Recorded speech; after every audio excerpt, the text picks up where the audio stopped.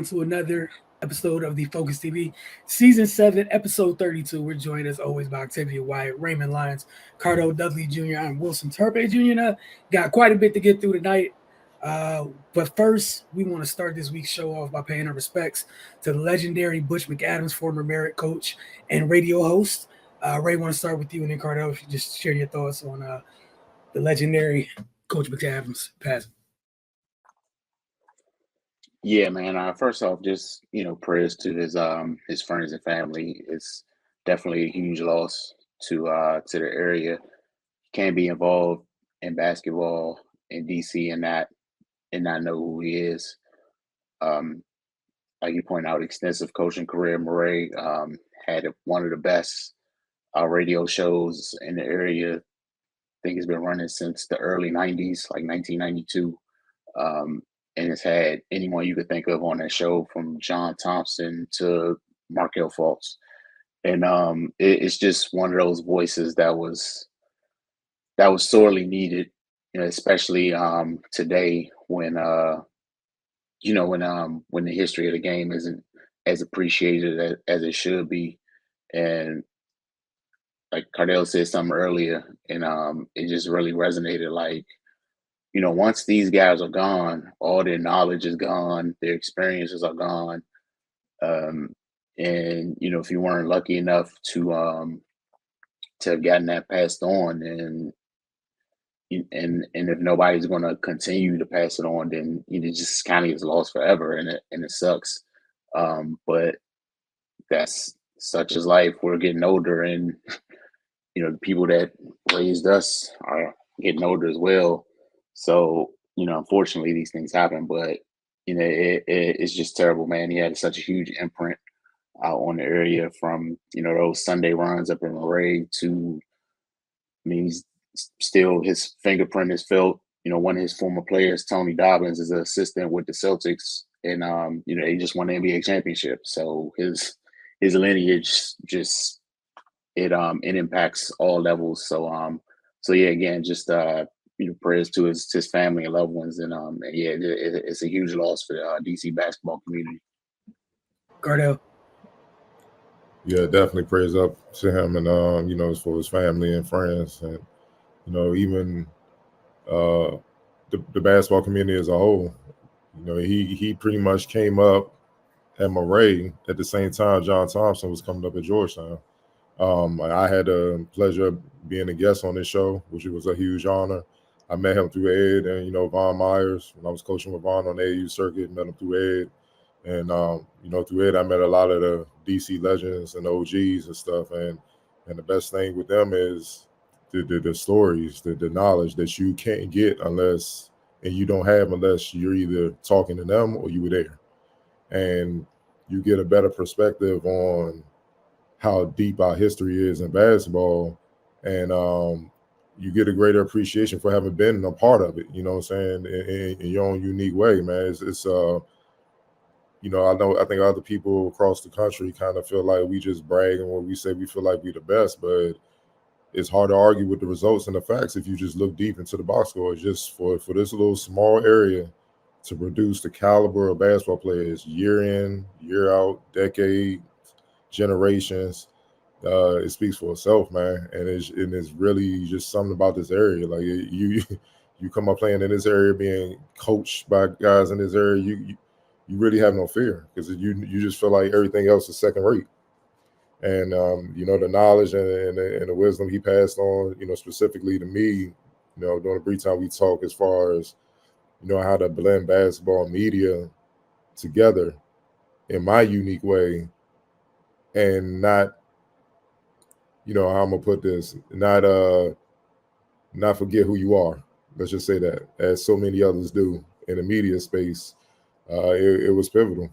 You know what I mean? And I wasn't gonna do it anyway, but he just passed some knowledge on, some game on, the way you could do it and still be professional, still be you. You know what I mean? And you ain't gotta act like you from the neighborhood, but you can still be you and resonate with where you come from and who you are. And all the guys that in media, that from the area, that's what we should be trying to do. But I think for the most part, that's what we do. It's not many of us, but You know him. I remember him. He had his radio show. I grew up on the John Thompson show. My father used to listen to that all the time. The radio driving me all around the world, AAU practice, camps, and stuff like that. And they were, guests on back and forth on each other's shows. And like I said, they pretty much work hand in hand to build the area basketball scene from the late 70s to when Georgetown rose to prominence. Murray was right there as one of the top high schools. And people got to understand, Murray isn't like your typical, public school you just enroll at, man. It's a very certain kind of quality you need to have to enroll there. But with him, it made it okay from guys from the neighborhood to kind of get there and get a high level education, play basketball, and then go on to some of the top colleges in the country and then set themselves up for adulthood, to thrive in there. Whereas without him being there, they may not have gotten that opportunity. And we're losing guys like that actually cared about the players, about the kids. I know Ray touched on the Sunday runs that Georgetown players used to play in that, pop up in Murray, and all the guys will pop up in Murray and play. That's just a testament to the relationship him and Big John had, because, obviously Big John was very protective. He wasn't just going to let his players go and play especially like somebody as high profile, like say Allen Iverson. He ain't going to just give you the okay to go play in anywhere because he know what was out there. And that's on the heels of the Alonzo Moore and Ray for Edmonds stuff. But the fact that he was just like, hey, go ahead. Oh, you going over there with Butch? We good. Go ahead. It just shows you the bond, man. So, yeah, man. And the last thing he did that a lot of people don't know, he helped create UDC's Hall of Fame. You know what I mean?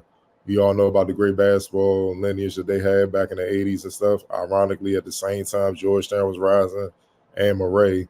It was just something going on with these black coaches just elevating programs all over the area at different levels. It was a special time. He helped spark that. And obviously the first induction was the 82 UDC national championship team, along with many others. So, and he's an alum of UDC. So I know he was proud watching them boys, put in work and damn near be at the level of Georgetown when Georgetown was at its height. So, I mean, like I said, man, he's a pillar in the basketball community. He will be missed because the new OGs, they not built like the old OGs. And, that's just, I'm going to leave it at that. I'm not going to dig too deep, but they not built the same. Octavia. Yeah, I mean, first off, you always want to say prayers to his family and those of the lives that he's touched. It kind of, what Ray said kind of always resonates when stuff like this happens to me. It's like the older that we're getting, the older that the people that we kind of looked up to are also getting older. And we unfortunately have to deal with situations like this. But I think you guys already touched on all the great things he did. It is the reason why here in the DMV, we believe that we are the best when it comes down to it, because we have pillars of the society, like Coach. So it's definitely a sad day. It's never easy when a basketball legend in the DMV, goes on to be with the Lord. So it's definitely a sad day. Hopefully, people can remember him from all of the lives that he's touched, all of the games that he's touched, and all of the advice that he's given, especially to people in basketball as well as in media, being on the radio, especially from somebody who didn't necessarily knew that, something that he would be good at, but it's also a testament to tell you to believe in your gifts and to do what you feel like you need to do in order to share your voice with the world. So definitely rest in peace to him. And I'm hoping his family and his friends, I'm also holding them in deep prayer as well. Yeah, it's a tough time right now. We're losing a lot of very special people that did a lot for us as a people all across the board. We're losing a lot of people, man. And as Ray, Cardell, and Octavia mentioned, I implore any folks, any young folks, we are in the information age. Take advantage of it. Learn as much as you can. To those older folks that are still around, go talk to them. Soak up as much knowledge as you can. I guarantee you're going to learn something. But Cardell, as always, another weekend, another gym, all DMV live to you. Yeah, last weekend was the first time they had a live period. And for those that don't know, the live period is where all the college coaches across the country can literally go high school gyms and watch all the high school teams compete against one another. A lot of, powers that be in the high school community around the country have organized it where all the high schools in a specific state or area will play in certain live periods. I know around here they've been playing in multiple live periods, DC, Maryland, Virginia, where you get to just come together, compete against different local and national teams in front of who's who of college coaches. So you literally this weekend had college coaches hopping on planes, trains, Ubers, in and out of Ubers all weekend, trying to, go see the targets that they have on their list, go see what they're looking like, see if they're worthy of an offer. And this is the first summer where high school players can get, where they always could get offers where they're more valued again, like in the old times before COVID, where they can attract offers, especially from Division I schools and Power 5 programs or whatnot. Like I said, I had to pulled up the DeMatha. They had the DMV live. Obviously it's talent all around the area, but this was probably the deepest live period out of all of them. You had one at Sidwell, you had one at Severn, the Severn school or whatnot. So it was a few going on at the same time around the area, but this was probably the deepest one. And any coach you can name came through, for the most part. But with that said, a lot of players, a lot of teams did work, a lot of players stood out, but I'm going to just name my top 5 players who made my All-DMV live team, and the rest of the standouts you can get over to finestmag.com, check out the new article, and check out what I had to say about other players who stood out as well.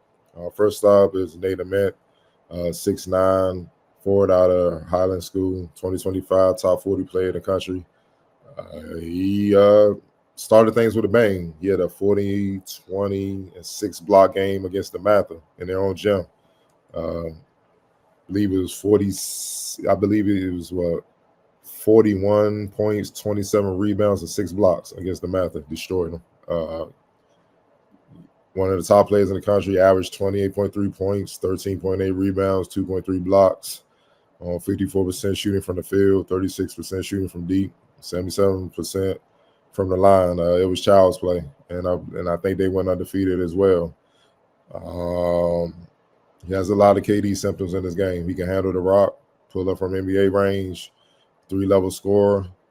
One thing I was very impressed with is that he doesn't force anything, man. He lets the game come to him, and that's scary to see that at this young of a stage. Like a lot of guys were trying to be physical with him. He's not the strongest. He's wiry, trying to bump him, get him off his game, and it didn't phase him. You know what I mean? So been hearing about him for about a year and a half. That was my first time seeing him live, and he's the goods. Once he gets strong, it's a problem, and he gets after it defensively, which I love. He get out there on the little guys, press them up, and then he can get down there. He'll bang. He ain't afraid to bang with the bigs, man. So he's the total package, man. It's just about finding the right program and continue to add on strength and bulk up, and then the rest should take care of itself. Next up is Mason Ellison, 6'4" guard out of Loyola Blakefield, senior class as well. Averaged 24 points, 4 rebounds, on 47% shooting for 3-point range. He was torching earth out there, man. 1 dribble pull-up, 2 dribble pull-ups, scoring in transition, getting to the line, dunks, layups. To me, he's one of the top players in the area. He really came into his own. Only thing with him is just becoming more sound defensively, but that'll come. Obviously young in high school, he's relying on athleticism right now to get by. But as he dealt with some players on his level, so to speak, that had multiple D1 offers or whatnot, you can see that he needs to work on that, because that's all you're going to be facing at the next level. So you're going to have to be able to get stops. We continue with Caden Samuels, 6'6", wing. He plays guard and forward out of Bishop McNamara. He's a junior. Averaged 24.8 points, 4.8 rebounds, 1.8 steals on 46% shooting from the field. In our area, we tend to have, every generation a few guys that are just natural scorers. And that's what I thought when I was in college and I saw Beasley and Kevin play for the first time as youngins. They just put the ball in the hole. He's another one of those guys, like silent assassin recipe. He's another one of those. He puts the ball in the basket, and he's cold with it. 3-level score, NBA range, has a variety of moves, mid post, on a block, free throws, one leg jumpers, spin moves, reverse pump fakes. He got all that already. And he knows it, highly confident. He know he could put points on the board and quick, fast, and in a hurry. And it was fun watching him and a man go at it, man. It was fun. He's capable of being a better defender. You know, he's not afraid of it, but, you know, he has to get better as well, being sound. But, yeah, he's going to have his fair share of offense as well, man, because he's just too potent of a scorer. And he's up there in the area, man. It's just scary where he could be by the time he's a senior, because he's already has a lot of polish to his game where, you know, he has a lot of professional ways of scoring the ball. It's not a high school way. So you could put him in a pro-am and he'll still get to it. And there's not many high school players that can do that. Next up is Akbar Waidi, the third, 6'6", out of Georgetown Prep. You know, 2025 kid, average 18.5 points, 9.5 rebounds, 2.5 assists, 1.8 steals, on 45, 34, 72 splits. He's a Swiss Army knife type of guard, man. Does it all. You know, can guard 1 through 5 because he has a natural bulk and strength that just naturally is there with his size. Obviously, in high school, 6'6", you can get away with playing center depending on who you play. But he's a natural guard, especially in the open floor, loves to facilitate, you know, can score. He's a streaky shooter from three-point range, but mid-range end, he's pretty much automatic. You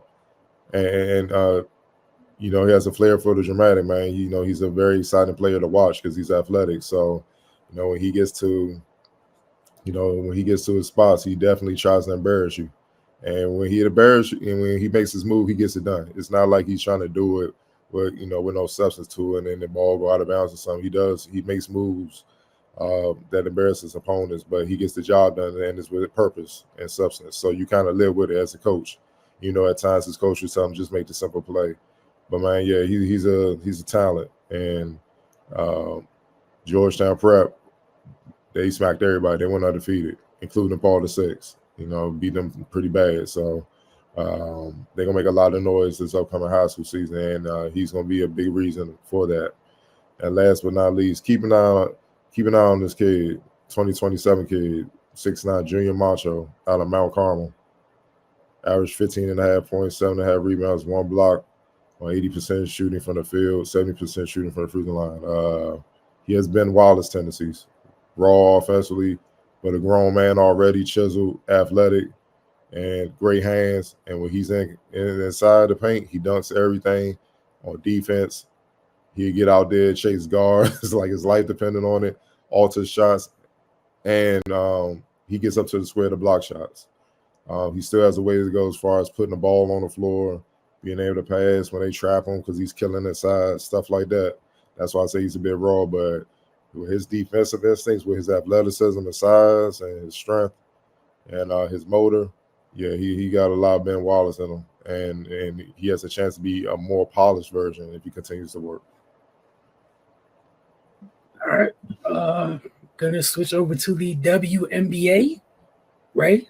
The Mystics, what have they been up to for those that don't follow Mystics Outlook?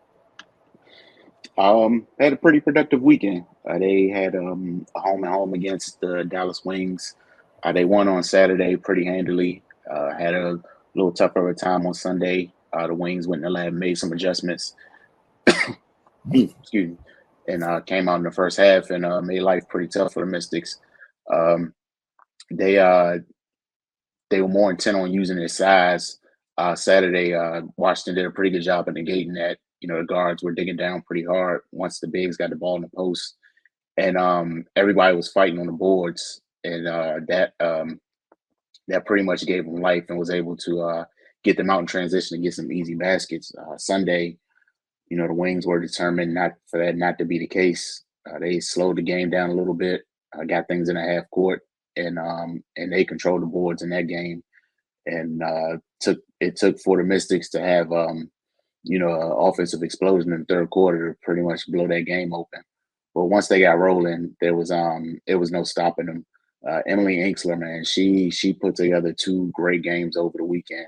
She was Cardell talking about the young man being a Swiss Army knife. That's what she was for the Mystics over the weekend. Rebounding really well, making plays, scoring the basketball, shooting well from the outside. She just filled a lot of gaps for them. And it was huge because even with the injuries they came into the weekend with, they were without Aaliyah Edwards. She had some tightness in her back, and Coach Tebow just said they're being really cautious with that, which is understandable because a back injury is nothing to play with. But yeah, man, 2 solid outings for the Mystics. It's always good for them, especially at this point, to get some marks in their W column. They're desperately needed. They stand at 4-13 right now, but as we bring up often, you put together some wins and you're right back in the mix. So it's not a lot of room for error in the WNBA. So that's why it's always good to keep your head up and continue doing the work, especially as who knows what will happen with the health of their roster. Brittany and Shakira, they're pretty much going through lengthy rehabs, but you potentially going to get Aaliyah back pretty soon, and with the way she was playing, on top of how the other players are coming into form, that will just add another layer to their team. So yeah, man, they just got to keep it up. They got a pretty tough week ahead. They face 2 of the best teams in the league, the Sun on the 27th and the Aces on the 29th. We're going to be realistic about the potential of those 2 games, but if a miracle happens, then of course we'll welcome that. But yeah, those will be some good tests to just kind of gauge whether these improvements they've made are substantive or not. Shout out to the Mystics for sticking with it in the second 2-game win streak of the year. But like Ray said, it's gonna be a long week. It has the potential to be a long week for them. 2 of the best teams in the league back to back over a couple of days.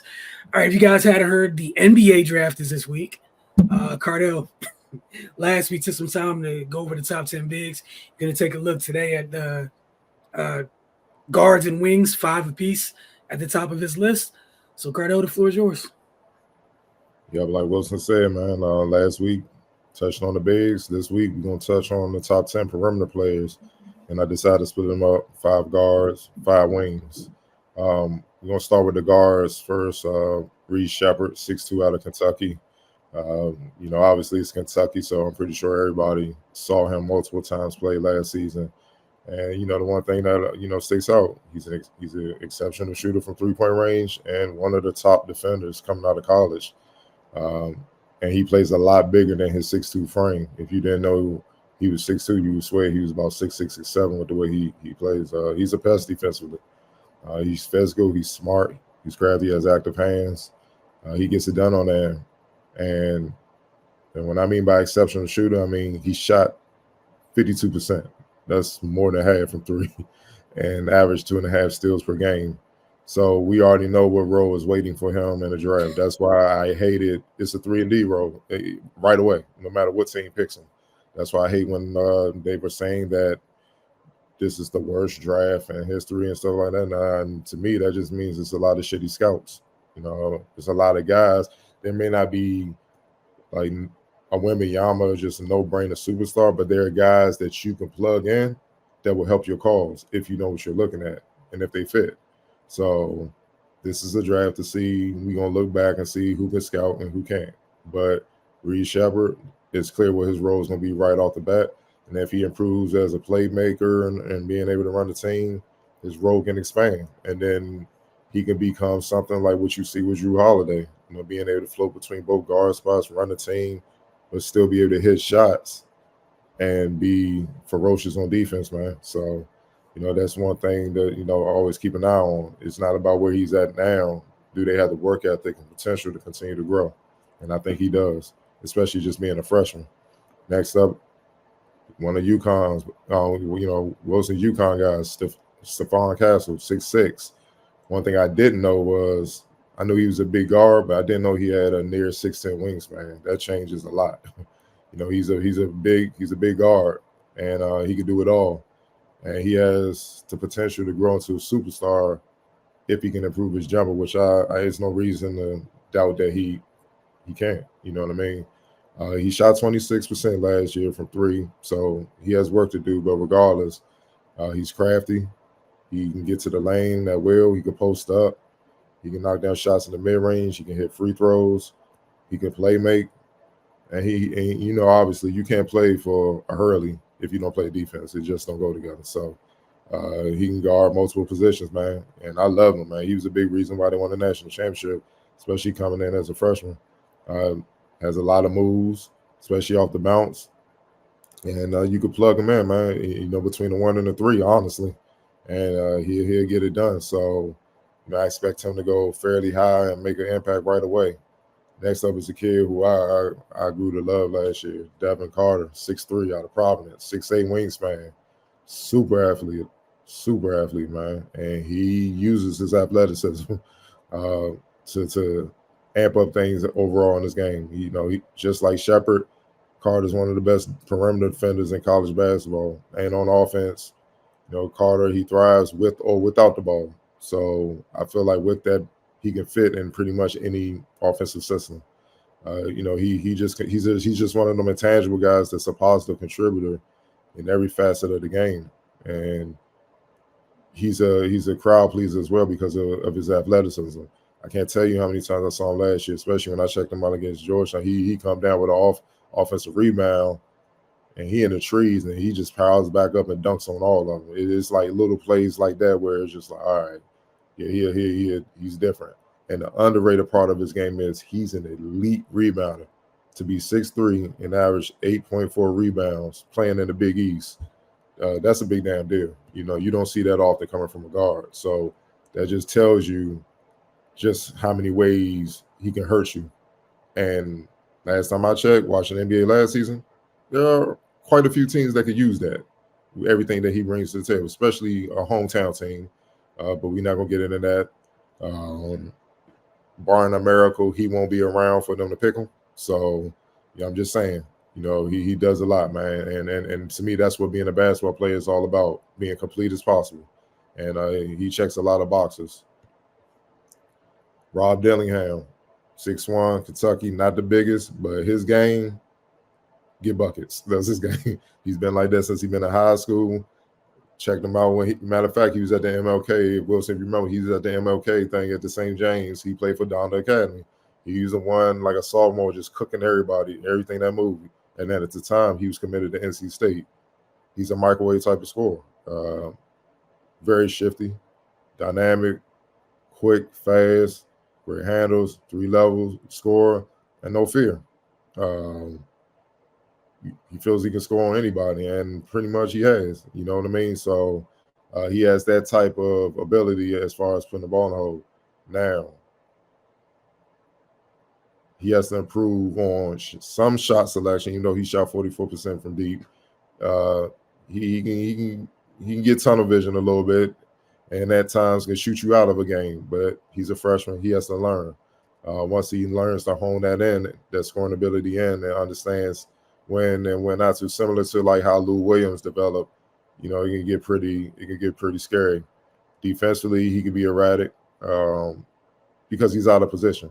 You know what I mean? I think he just kind of plays for the home run defensively, and instead of just being sound. Again, when you do that, his mind is on getting the ball so he can go down and score quick. He has to, and he got out of position and out of college. Obviously, in the NBA, if he plays that way, he won't be on the floor long because they're going to cook him and get him in foul trouble fairly quickly, especially at his position. You got to guard some lethal guards. So, he's going to have to work on that, and he's going to have to work on being a playmaker. You know what I mean? Similar to Cam Thomas. Cam Thomas, like I've always said, was a professional scorer. From day one, I'm talking about as a sophomore in high school, was a professional scorer. But even him, being in the NBA, he's had to learn and grow into becoming an adequate playmaker to balance everything out and being able to run the team to add more value to what he brings to the floor. And Dillingham will have to do that as well, man. So we'll see how that goes. And last is Nikola Topic, 6'5", plays in Serbia, KOS. Crafty shot creator with a great feel for the game, regardless if it's scoring or playmaking. He could be an inconsistent defender at times, but other times he's very solid. Reminds me a lot of the Wizards killer, Goran Dragic, who I'm pretty sure guys like John Wall and Brad Beal still having nightmares about. Because he used to come in here and put on the show, man. But he's similar in that regard, except, obviously he's a right-handed shooter, and I think he's a better deep-range shooter than Dragic, where Dragic did most of his damage mid-post in. This kid can do it all from anywhere on the floor in all three levels. Things he's going to have to adjust with, obviously improving as a defender. And, his ball handling is good, but he kind of stands up on that, just little details. Against good defenders like a Drew Holiday, they're going to take that. So he's going to have to learn how to get lower and, just play it with a lower base so he could be more effective and more efficient at what he already does. And that's going to take a little time. But, I see why there's a lot of, pluses with him as far as teams and buzz, as the draft approaches. Because if he's anything closer with Goran Dragic was at his best, that's a win for any team. Because Dragic got it done. All right, now I'm going to move into the bigger wings. Zachary Versace, 6'8" wing, LNB Pro A out of France, the JL Boy team. He's been projected to be anywhere from the number 1 pick to the 2nd pick, depending on what you're looking at. He's a prototypical 3-and-D guy. He could fit on most teams because of, being 6'8" and athletic as hell.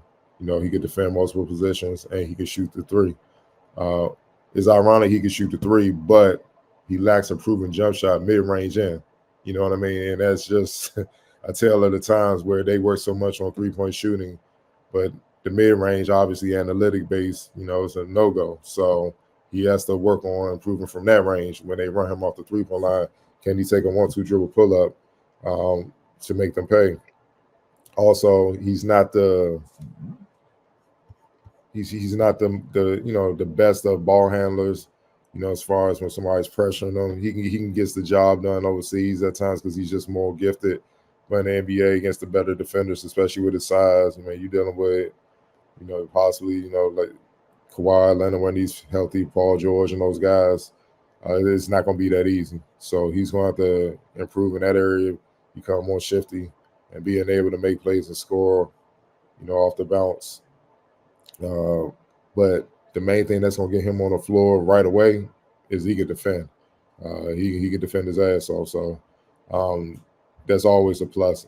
Again, as you see with free agency, how that started in the draft, the guys who have value are the guys that can defend. It's funny how we're getting back to that after the last few years where they was like, that's not really that big of a deal. So, it's great to see. But he has a world of potential and room to grow. So it's going to be fun to see which team he lands with and, see how he's able to blend and continue to get better. Next up is Montes Bazulis out of 6'9" out of the G League Ignite. He has a great blend of size, shot creation skill, and defensive versatility. His playmaking with that size and shooting and ability to play anywhere on the floor is always an asset, man. He's just he's like a big point forward. You know what I mean? He has Lamar Odom symptoms, and I'm talking about, most people when think about the Lakers, I'm talking about the Clippers, Lamar Odom, when he was like literally their point guard running the show when he was very young and first got in the league. This kid has those type of symptoms. Now, it depends on which team he goes to determine will he be able to do that full time or just in spurts. You know what I'm saying? So it'll be fun to watch, man. Highly confident. He grew up in the States, and that's why he's able to get to the G League Ignite early and develop. He's already used to playing against a lot of pros that some guys have been up and down from the NBA, so that won't really bother him too much. We'll see how it goes, man. But I think for him, a big part of his success will be determined by which team he goes to.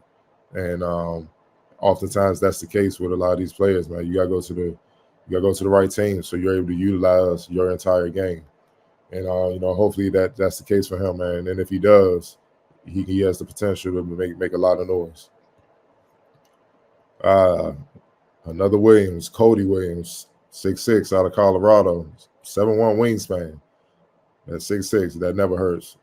Dynamic finisher and a big playmaker with impressive defensive tools. He's the brother of the Thunder. I'm gonna call him a star, Jalen Williams. He's actually taller than Jalen and has more athleticism than his older brother, especially in the open floor. And with his defensive versatility, and think about it, Jalen's a problem on that end as well. So it speaks volumes. He's a fluid ball handler with the ability to get to the basket, use either hand. He can finish with touch and score from, tough angles. When bigs are trying to alter his shot, he can still score. He's pretty effective at doing that. Good at changing direction in the open floor. And he's capable of getting in the passing lanes and making things difficult for you to execute your offense. Like I said, when you combine that with his size and on the wing, he's just difficult to deal with on both ends. And he's a capable point forward. You know what I mean? And everything I just kind of read off of what I've seen watching film, the last guy that kind of brought all that to the table will probably be in the Hall of Fame soon. That's Andre Iguodala. So, if you can get that out of him, hey, that's a win, for sure. And, second to last, Dalton Knack, 6'5" out of Tennessee. Didn't know this about him as well, 6'9" wingspan. So it made sense why he was lighting dudes up at will. He can shoot over anybody with that type of wingspan and that size. Look, he might be one of the most complete scorers in the draft because of his ability to score from all areas of the floor. And with that, he has a tendency to heat up very quickly. You know what I mean? So you got to be careful when you're dealing with him. He's a talented shooter anyway, especially off the dribble. He has multiple moves to create space. He's thrived for Tennessee as far as clutch situations. They need a bucket, giving the ball to him, and he making it happen. So he won't be scared of the moment when he gets to the lead. He will be used to, dealing with that pressure and finding a way to get it done. Whenever it's seen need points and need buckets. He has a great feel for running the pick and roll. So he can develop into a go-to option, rather being a big point at times or being specifically at the two, which is always a plus. His handle, obviously, he's not the most shifty, but he gets the job done. He's fundamentally sound. So with his handle, it's good enough to attack defenders and get to spaces where he can, unleash his lethal jumper. Simple as that. He's great as also slashing to the basket and scoring without the ball. Understanding how to cut back door when defenders fall asleep. Set off ball screens and slip to an open spot or slip to the basket as well. He can finish with either hand at the basket. And he's not a freak athlete, but he's athletic enough to, take off from distance and finish over bigs and have the strength to handle the contact. And he's a capable playmaker. Look, I'm not saying he's going to be John Stockton or anything, but he knows how to pass the ball to keep defenses honest and make sure that they can't just worry about him scoring and crowd him. So, he has the potential to come right in and get to it. Again, depends on the team that pick him. You know what I mean? So, like if he go to a loaded team with a lot of talent, it may take him a little bit to really utilize his entire game because he's going to be playing a role. But if you go to a team where they utilize him because they need everything he brings and he gets a lot of minutes, I can see him going to work right away. And last but not least, Tristan De Silva, 6'8", out of Colorado. I think he's one of the more safer bets to find success in the NBA right away because of his two-way impact. He's an effortless three-point shooter. He made nearly 40% of his threes. He can finish at the rim. He's great at moving without the ball. And he's great as also posting up where he sealed defenders under the rim and he gets easy baskets. He can use either hand. He's a capable playmaker as well. And he competes defensively. He's not as blessed and gifted as his teammate Cody Williams, but he competes like a mother. Like he takes it personal when guys go at him and score. If you watch the film, and that was fun watching because these days far too many players are just cool with letting guys score because they feel like they're gonna get it back on the offensive end. But he's not having it. He got that Kobe mentality on there where it's just like, man, look, I get my points, you score 0. It's as simple as that. And I respect that because that's how it should be. So, once again, with this draft, it's a lot of guys where, not saying they will be superstars, but they're guys that can fill roles and make an impact and help your team win, if you know what you're looking at. Yeah, I think that's what I'm looking forward to the most is honestly just the fits, who lands where, like you mentioned, for a couple of those folks. I think that's like the biggest thing in this draft for almost everybody. Is the fit kind of let us know who gets to hit the ground running and who might, where we hear the weird thing, oh, they came out of nowhere in year 2. No, they didn't. They were here. Like decisions were made. Bad teams do bad things. From the great Owen Reese, like bad decisions were made, but just the fit, man. I know I have some personal preferences, and I'll share them sometime this weekend. But all right, Cardell, we gotta take it or leave it and rapid fire. What you got for us this week? All right, take it or leave it. Obviously, NBA free agency pretty much, in a sense, started as soon as the finals ended. One name popped up this week that I think will have major impact on teams, especially the team that he could possibly leave. Knicks guard OG Anunoby opted out of his contract and then free agency. He signed a 4-year, $72 million deal with the Raptors in 2020 with a player option for the 24-25 season. When he was acquired by the Knicks from Toronto last season, New York inherited the terms of the deal but risked losing Anunoby as an unrestricted free agent. With Anunoby, health is the biggest question mark. Anunoby missed 76 total games the past 3 years because of injury and did not play during Toronto's NBA title run in 2019 after an emergency appendectomy. Anunoby turns 27 next month. He averaged 14.7 points, 4.2 rebounds, 2.1 assists. Last season, 50 regular season games, 27 with the Raptors, and 50 overall when he finished up with the Knicks before he got injured, unfortunately, in the playoffs. My question to you guys, we're going to start with you, Octavia. Do you think he should stay with the Knicks or should he look elsewhere to play? I mean, unless there's some situation as far as internally going on with personal stuff as far as like who gets along with who, do you like the coaching style, stuff like that. I don't see why he would leave. I think New York is poised to, as long as everybody can stay healthy, which again is an issue that he's having as well. I think he fit in well with them. I think he fit in well with their scheme. I think he is the type of player that Tibbs likes. He plays hard on defense.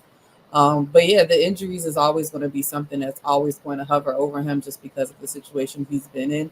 I mean, I think we said 76 games in the past, 2-3 years? Like that's not even a full season in 3 years, in 3 seasons. So that is a little bit concerning.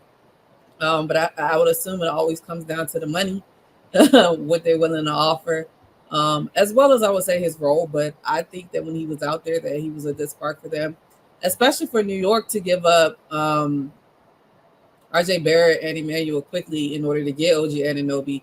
To now get nothing on your return investment is definitely going to be tough. So I'm expecting them to offer him something, even though he opted out, and possibly, come back to the table.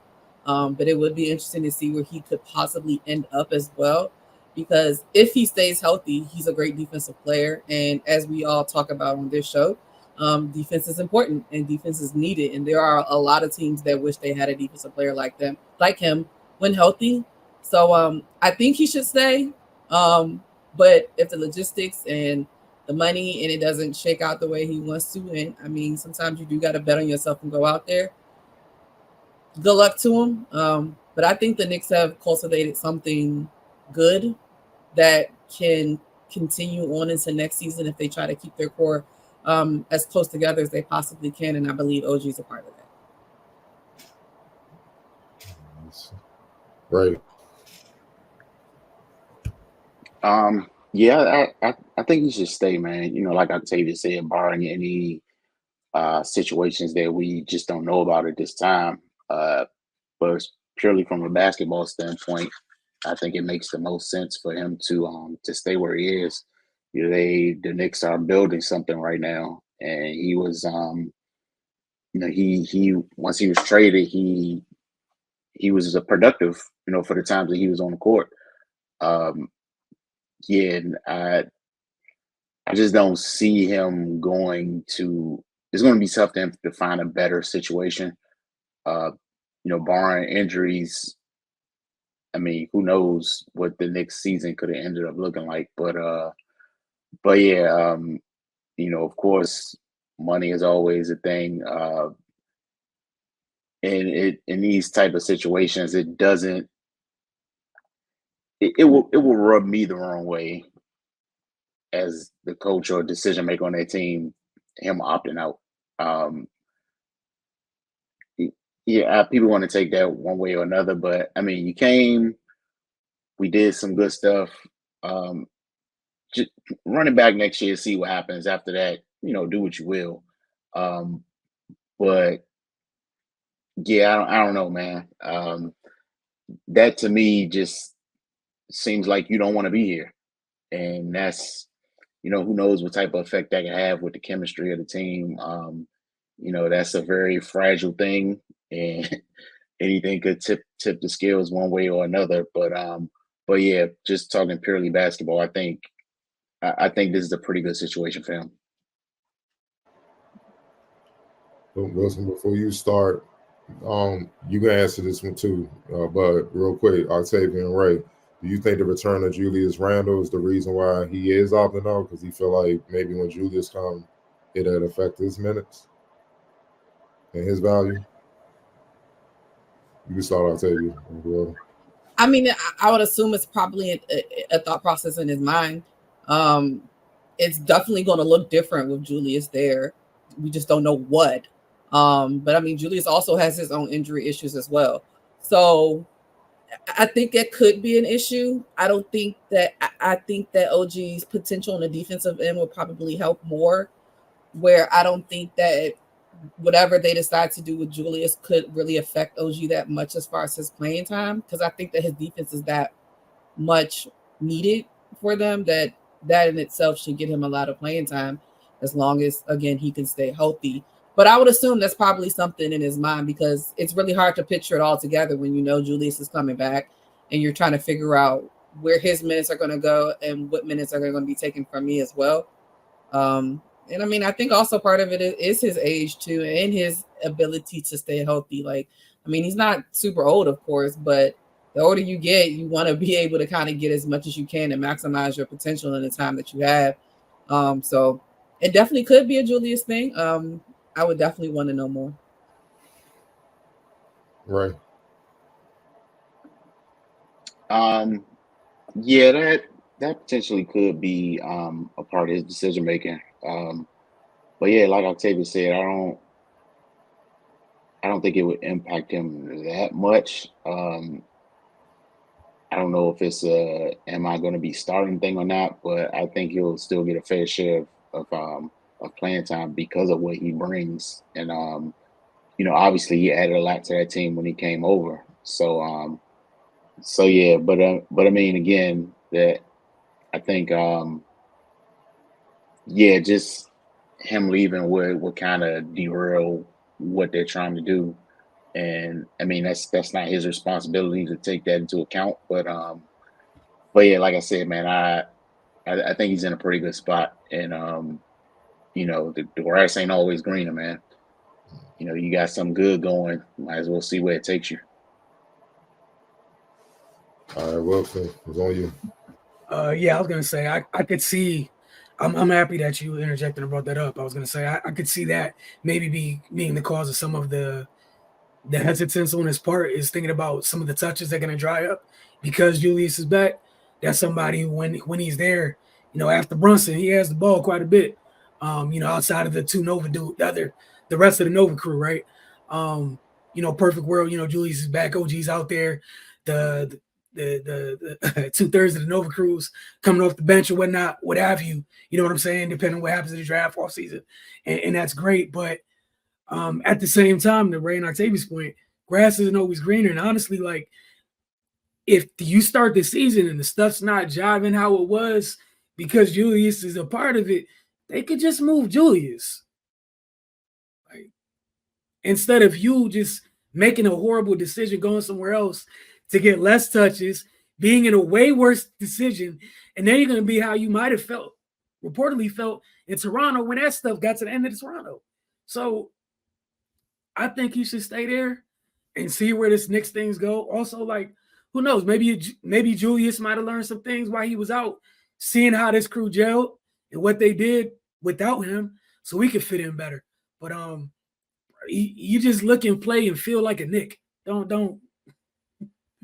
I'm just going to don't do it, because, like, do you know how hard it is to have injury issues and for that place to still love you and nobody's brought it up?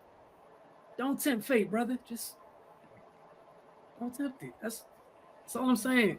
I've seen people who played for the Knicks that played a little bit more than you, that's still catching flack. Just don't rock the boat, man. But, you know, today's athlete is today's athlete. All right, man. We're gonna move over to rapid fire. One question, and then we're gonna get up out of here. Yeah, we gotta talk about it. Y'all favorite podcaster, JJ. He was hired as the Lakers coach officially. You know, obviously, as the world knows, without any previous professional coaching experience. But however, Redick does have 4 years of experience playing college basketball and a 13-year NBA career on his belt. How his playing experience translating to coaching is the question. One of Redick's former coaches, while he was on the Orlando Magic, Stan Van Gundy, has one concern about Redick taking on the coaching role based on how he saw him as a player over a decade ago.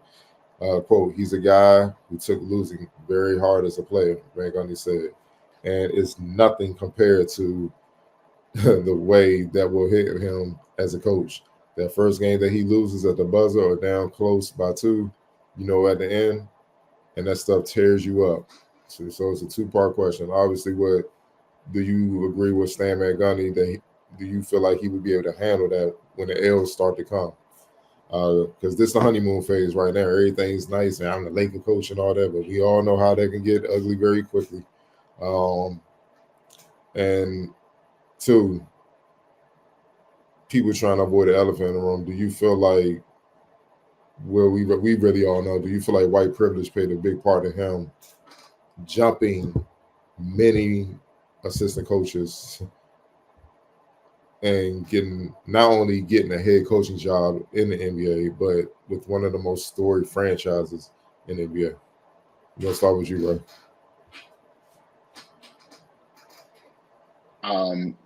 Yeah, in regards to the first question, if Stan's talking about how he took losses as a player when he wasn't the guy, now when these losses come, you're going to be blamed. Hold on. He didn't even play in Orlando, and he said he was taking the hard. But did it go ahead? What's the proof? Yeah, like exactly. You're just a fringe player at that point, and you can't even stomach it. Invest in therapy, bro. Like, because you're gonna need it. I mean, yeah, I don't think he understands what he just got himself into. You know, but you and Wilson know I've been clamoring for this.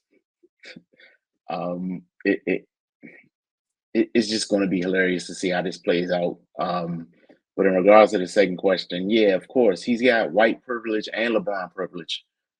So it's an absolutely ridiculous hire. The fact that they did this is they should be embarrassed. I mean, every time the Lakers do something stupid, I just see that Magic video somehow.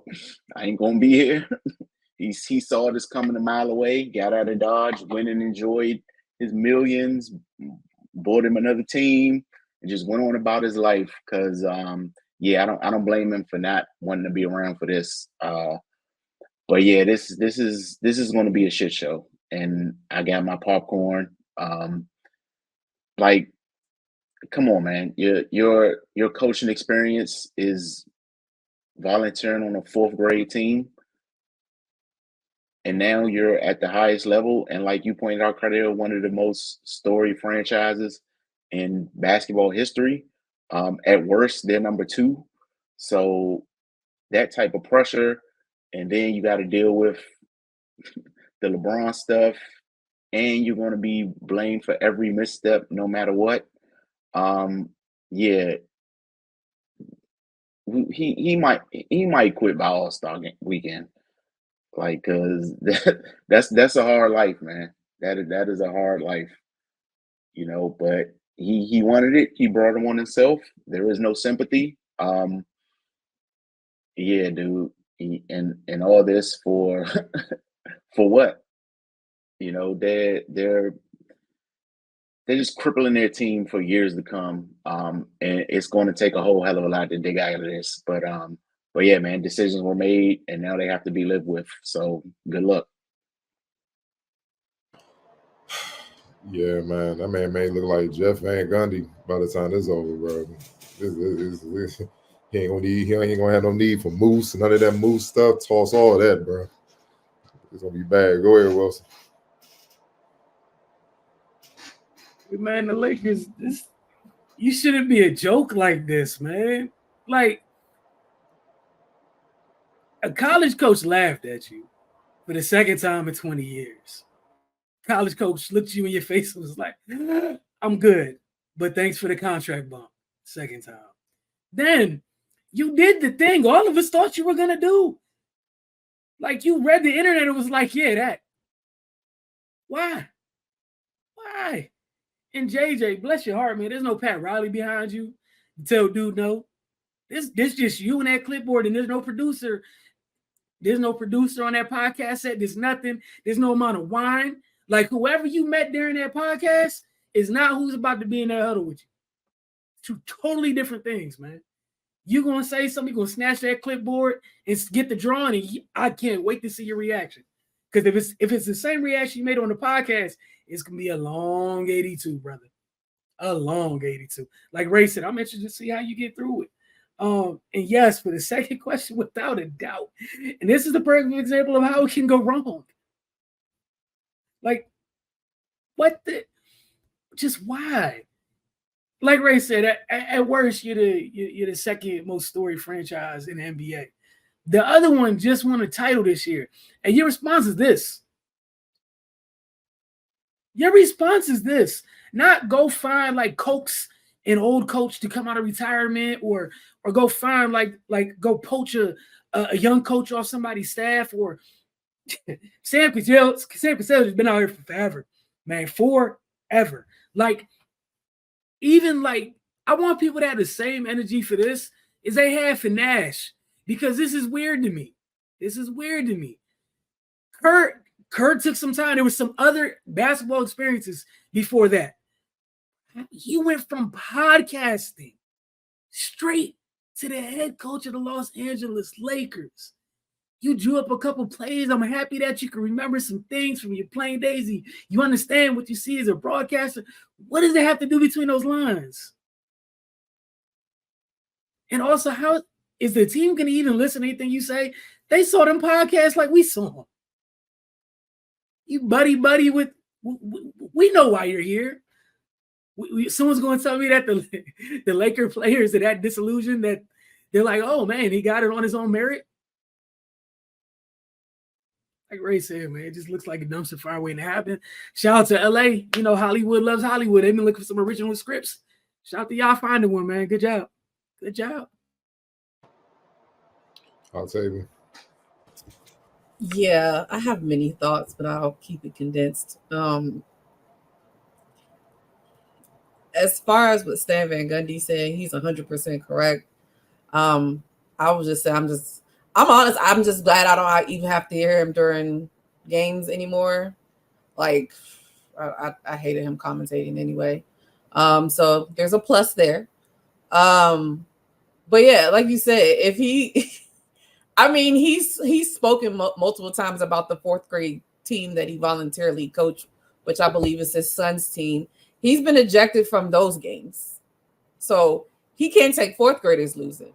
I don't know how you're going to take NBA Los Angeles Lakers losing, because they're going to lose like a lot next year, unless something miraculous happens and LeBron finds the fountain of youth, even though I feel like he has not been bad as far as that, but I'm saying like everything else they got around them, nothing's changed on the roster. They're still not anywhere in the top echelon in the West. So there's going to be a lot of losing. I'm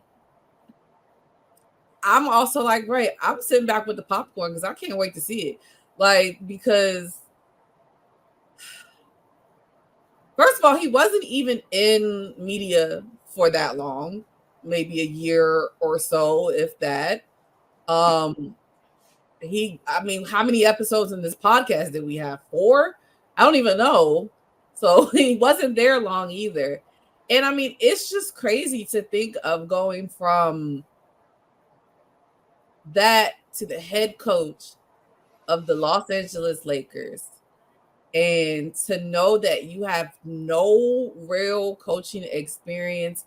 And also, like you guys said, like, I'm even interested to see like who's going to be willing to listen to him, because as many podcasts that there are out in the world from NBA players, I've never heard anybody talk about how, JJ Redick was my vet and I listened to everything he said and I hung on to every word and he's so inspiring. And like, I haven't heard one, not one at all. So I don't like, even your peers at the time of you playing with them, they probably didn't see you as that type of a leader, because nobody has said anything. And we're in the era of podcasts where they say everything, and that hasn't come out at all. So that has me looking at him sideways like, okay. I mean, if he wants to be the puppet for LeBron, that's on him. I'm also excited just to watch it all collapse and fall apart. That's going to be fun. To the second part of the question, I try my best not to curse when I'm on this show, but hell yeah. And I don't even know if hell is considered a curse word anymore. Hell yeah, he got white privilege. And Ray said it best. He got white privilege on top of LeBron privilege. It's ridiculous. Like, I don't know who made this decision. I don't know what went into the thought process of, hey, I mean, let's get JJ. That sounds pretty good. And I mean, they almost even had a scapegoat where they could have got out of this situation. Gray said, I would have never wanted him to go into this situation either. But Monty Williams got fired by the Detroit Pistons, which I'm glad he's probably happy he's out of that situation as well. But I mean, he also could have been a scapegoat for them to get out of the JJ situation and at least attempt to get Monty. Not saying that I would have wanted Monty to go or be in that situation, but they ain't even entertained that. So I don't know what the Los Angeles Lakers are doing. I do think the funniest thing that this was their response to the Boston Celtics winning their 18th championship, that this was the first thing you decided to do. I'm also interested to see who decides they want to be on his staff. That's going to be pretty interesting as well. Be very telling. But yeah, I don't expect nothing from this. I'm just here like JJ. I'm just here to watch. He's just there to watch too. Yeah, mine is brief. Yeah, I agree with y'all. It's white privilege. Yeah, it's gonna be tough because you're gonna lose games. You understand? You gotta, for you to have any chance, LeBron can't play 82 games. And Anthony Davis has an injury history. Oh, and the dumb little CBA that CJ and all y'all sign, you know what I mean? Where the top tier players get taken care of and the other players pretty much get minimums for the most part. The tax apron's about to kick in. So it's going to make it hard for teams to trade players. So you're going to be stuck unless you draft well and develop players. They're not doing that. Yeah. So I guess for me, the thing that it makes a mockery out of the journey to get to the NBA, the highest level. It's a lot of people busting their ass for the opportunity, done everything right, pay dues, coaching this, did that, won. I remember Jerry Stackhouse wanted to get in coaching. Hey man, you gotta go earn your stripes in the G League. Went down there and won a championship. Still couldn't get an opportunity. Had to go into college coaching, then go wear Vanderbilt. Now he's out of, and that's Jerry Stackhouse. Him and JJ Redick don't even compare as players. And this dude jumped all of that. That's what makes it disgusting. It makes it a mockery. It makes it a mockery. And believe it or not, quietly behind the scenes and other front office positions, this happens all the time anyway for a certain demographic of people. It don't happen for us, but it definitely happens for others. And I see a lot of players celebrating it, and I'm like, dude, this move don't include y'all. One, y'all not the right skin tone. Two, if this man fails, he's going to set players getting opportunity back even further. To me, it's just disgusting. And y'all brought up Sam Cassell. The reason why Sam Cassell won't be a good fit because he's not going to let LeBron and those guys slide. He's going to bring it to them. And they don't want that type. They want guys they can control, run over. That's how this thing works. So I'm just looking at it, and I really, and I'm not even a hater type dude, but I really hope this situation goes to hell so we can shut down the BS. Trying to make it to the highest level of anything, it should be a certain sense of I got to put work in to get there. It shouldn't be I can jump the line because I create a podcast and stuff like that. It's all great. He played 15 years as a player. That's great. But I was a college player. I still can't just jump in there and become a college head coach. I still got to pay my dues. That does not work that way. It doesn't work. Those are two different lanes. So it's just the mockery of it is just disgusting. And it makes the NBA thing, the path to try to get to the NBA or to get to NBA, it lessens it. It looks like you can come straight off of social media and get an opportunity. That's what it looks like. And the last thing that people are not really paying attention to, JJ talked a lot of trash about a lot of coaches. Pissed a lot of coaches off. One in particular in Milwaukee. I'm not going to get it. I'm sure they can't wait to see that man. Like, don't let me be up 30. Yes, Giannis and Dame, stay in. Stay in. Keep going. ISO, yes. Keep going. And then I'm going to walk off the court like bad boys pissed and not even acknowledge you. Because it's going to be enough said. And then when they ask me in the post-game press conference, see, that's how I would get done. They ask me post-game press, how does it feel to do what you did today? Hey, man. Hey, man, you remember that first take episode? He's slamming on the table, talking about I'm not accountable for anything. I'm going to take full responsibility for this ass with him. Oh, yeah, that was me. Oh, man. I called all that. It's going to be bad. I hope he never forgets it. But there are going to be a lot of pissed off coaches, especially brothers, who going to see to it to try to make his life a living hell as a coach. Also, for them to have any chance as a coaching staff, this real, you're going to have to hire a staff with experience. How would I feel as a guy that has all this experience and I never quite got the opportunity, and I'm answering to you, fool?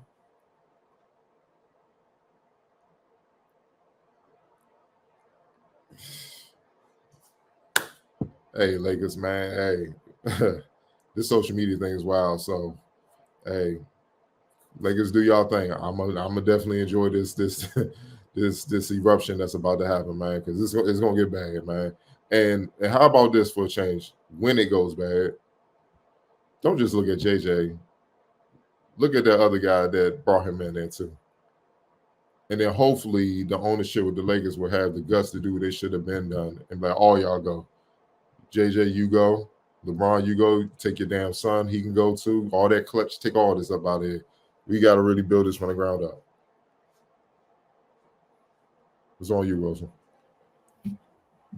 Like, how do you, like Octavia said, how are you going to find those experienced people to willingly be like, yeah, I could have come to work every day and look at you in your face? I mean, like, imagine this. The year with the Boston situation, Missoula, he moved so far up. He lost people behind him that didn't want to stay there because of that. And he's been a coach. Mm-hmm. He's coached in college. He's been an assistant. He had people behind him that was like, nah, bro, I ain't listening to him. I'm out.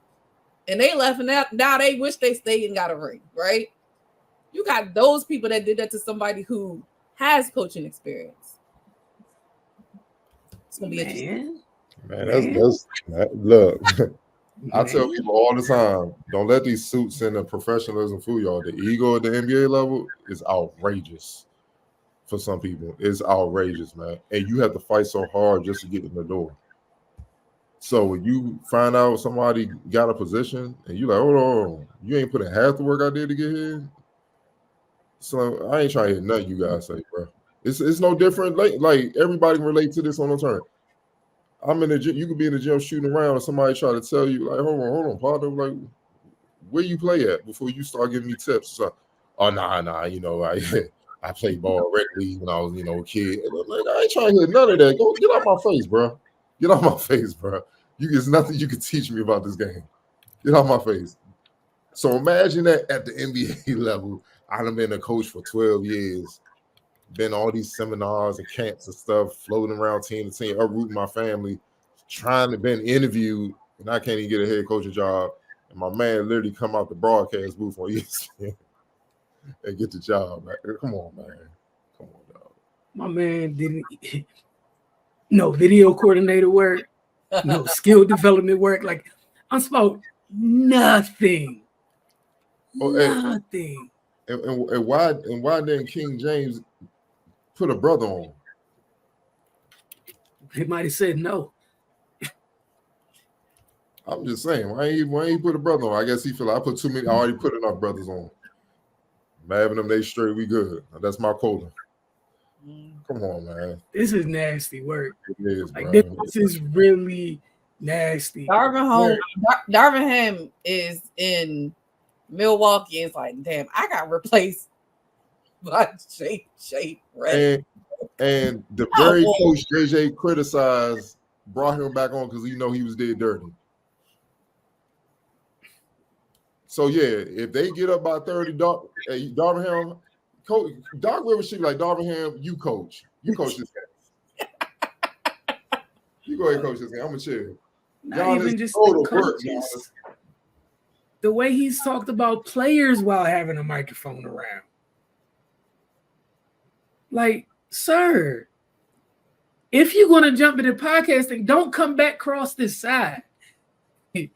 You've given all these people opportunity for retribution. Why? Because your man's invited you? You should have just declined it. You could have sat up right up there with DB and just kept talking about basketball, and everything would have been fine. I want to left that broadcast and move for anything in the world. They didn't even ask you to be good at it. It was cool.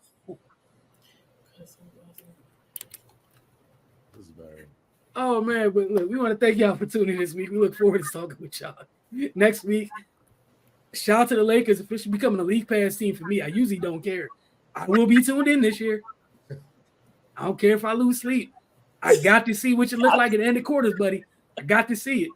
I just want to see. All that black atop your head is going to be great. By game 25, it's going to get bad. But don't forget, get over to thefocustv.com. Follow The Focus on all your social media mediums. And then, tune into The Focus TV every Wednesday morning as early as 9 a.m. Obviously, for this show and everything else that we have going on. We're busy this week with NBA draft. So I have some draft content. Mystics Outlook later this week as well. So again, don't forget, if you got a Roku television device, all you have to do is type in The Focus TV in the search box, double tap OK, and you have added the channel. Y'all have a great week.